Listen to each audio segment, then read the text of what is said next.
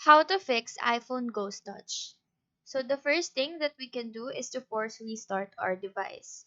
Sometimes this problem of your screen moving itself even if you don't touch it or your apps randomly opening is caused by many background apps running.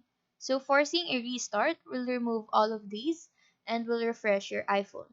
So press and release volume up, press and release volume down, and hold the power button. After After the reboot, open your iPhone to see if your Ghost Touch is fixed. If it's still not working, what you can do is to restart all of your settings. So go ahead and open your settings, click on General, scroll down to the very bottom, tap on Transfer or Reset iPhone, and click on Reset and Confirm. This will restore default settings of your device. Don't worry, this will not delete any files and personal data. Lastly, check if your device is not up to date.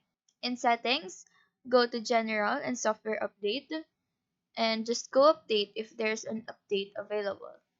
After all of this, your Ghost Touch should be fixed.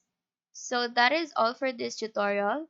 Do let us know if this video helped you out, and if you have any questions, feel free to drop them down below. Thank you for watching and have a nice day.